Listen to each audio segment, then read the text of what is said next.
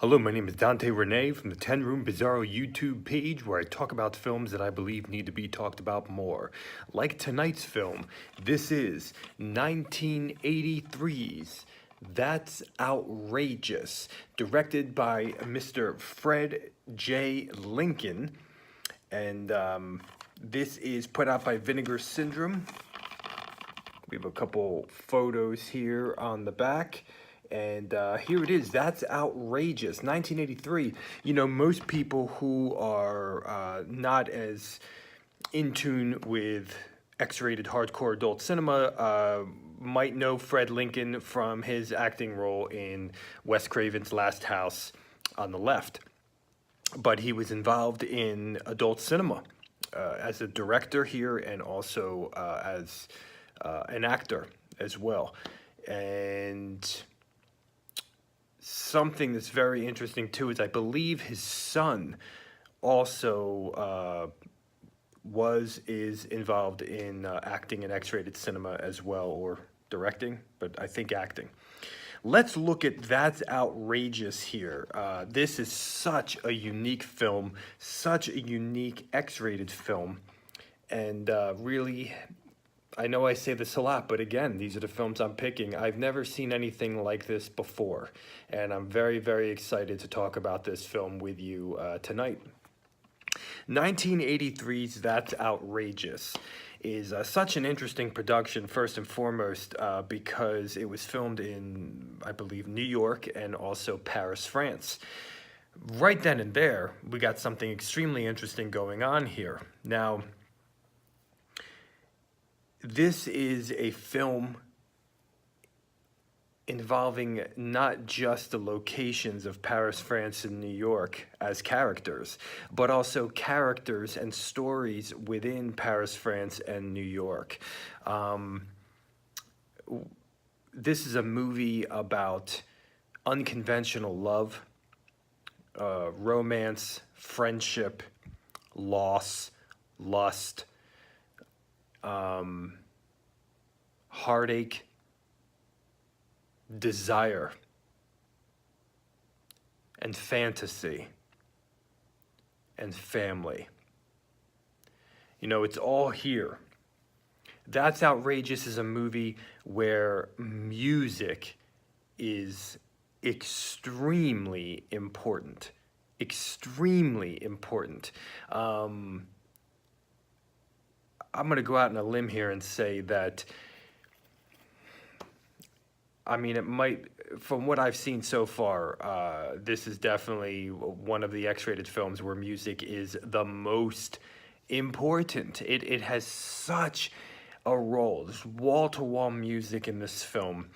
Excellent music in this film. We have music that seems to be made just for this film, like the title song, That's Outrageous, but there's another piece of music that has the word outrageous in it as well. I don't know if it was done for the film.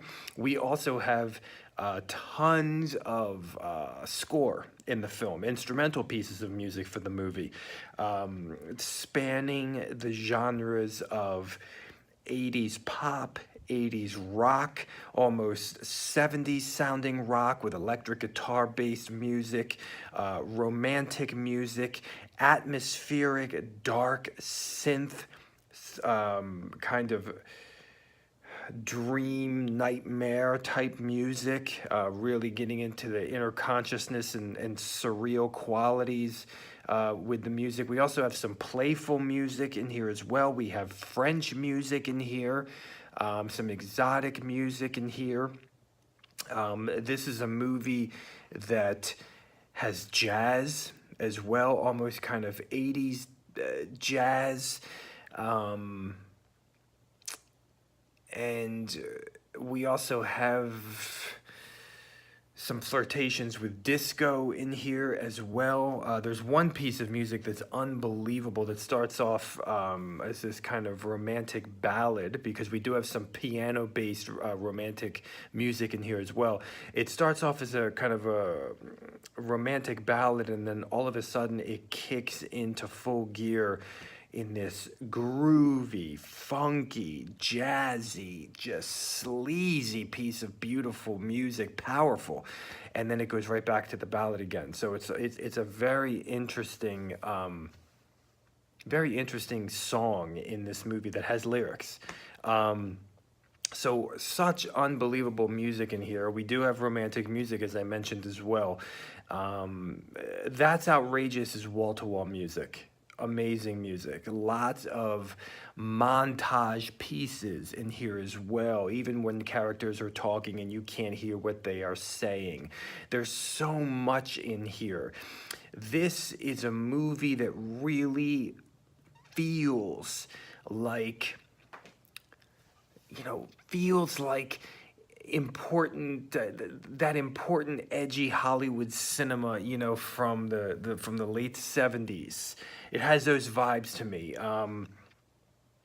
The stuff that was coming out at the time,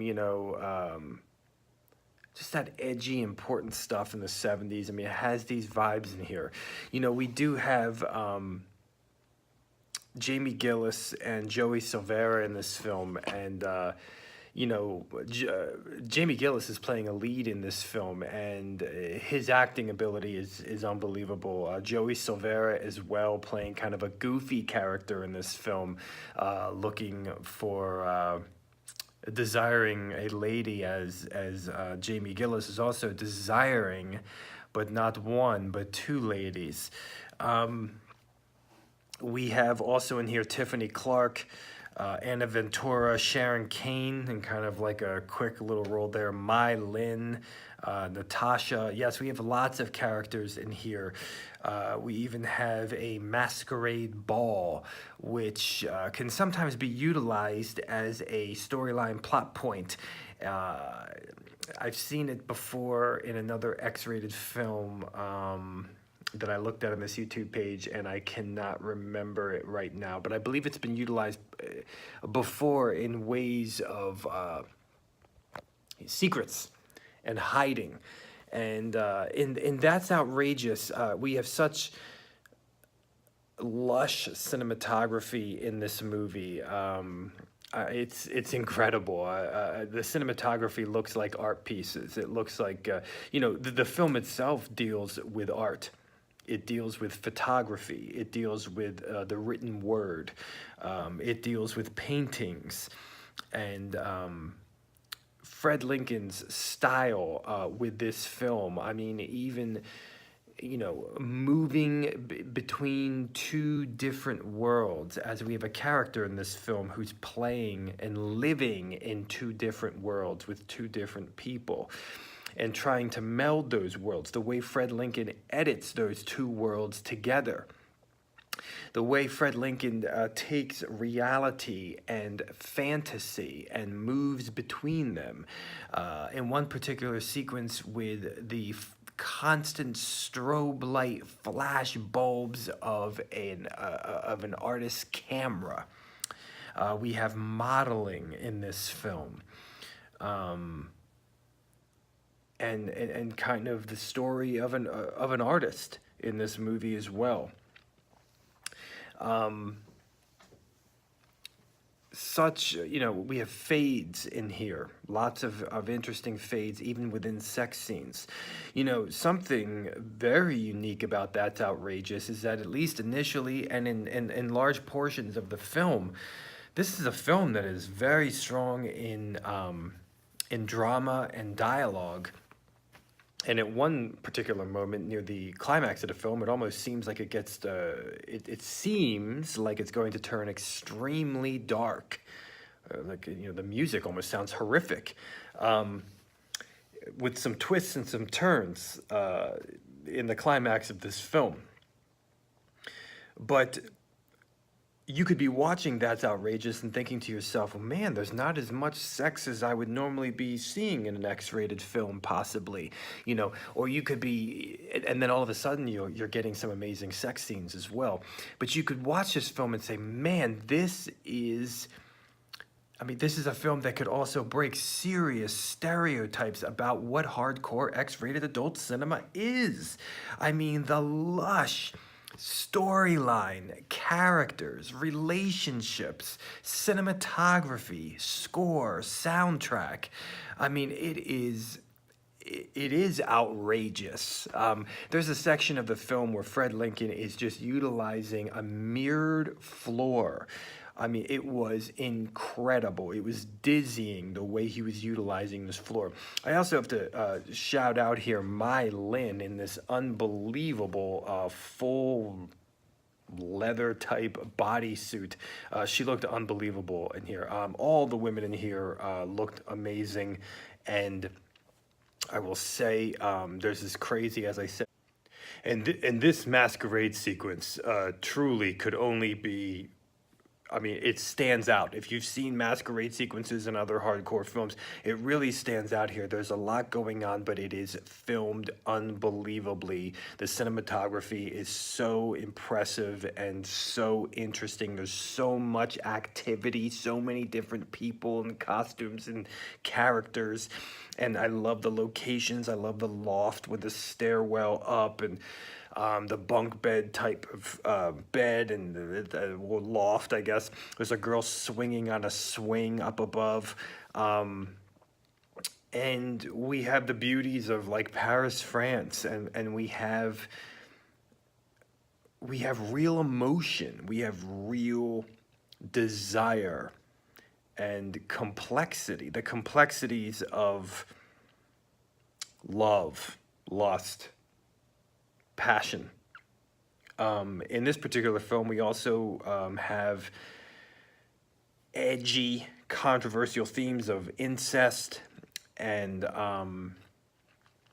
free love, and also what would be looked at today in 2019, polyamorous relationships.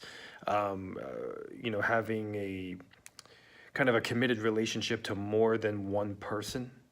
You together in a group, and really, really interesting. We have comedy in here as well, by the way, folks.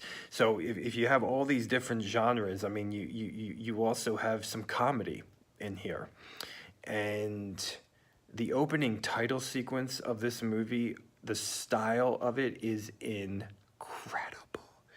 We have like cartoon digital lightning with these unbelievable still frames of things that you're going to see in the film, soon. Yeah, just unbelievable. The look, the fade into the sun at the end of the title sequence. The closing credit sequence is incredible, as well as we have more still frames. But kind of with like behind the scenes type photography from the film. And what's so interesting about the still frames at the beginning of the film and at the end of the film is that they are pictures. And we have a character in this film. We have two characters in the film that are in the art of photography. So really, really interesting. This is a fantastic movie. The sex scenes in here are really, they're dominated by Jamie Gillis, and are in the worlds of his love interests. And some of the sex scenes are shorter, some of them are longer. There's one in particular that is one of my favorites, with Joey Silvera and this girl that he meets on a photo shoot. But the sex scenes are interesting because they cascade just like the emotions of the film cascade. And they cascade from fantasy to reality, but also from person to person in the complexities of what desire is. In the sex scenes themselves, we have... they're pretty passionate. They're definitely pretty passionate. And there's high energy in them, definitely. And romance as well. So this is 1983's That's Outrageous by Fred Lincoln. This is truly a unique one-of-a-kind type of film right here. Thank you so much for watching the 10 Room Bizarro YouTube page where I talk about films that I believe need to be talked about more, like 1983's That's Outrageous. Please feel free to check out all my other videos in this YouTube page, as well as my own personally made films, the films I make, at vimeo.com/poopy diarrhea. That's Poopy diarrhea. Thank you so much, and good night.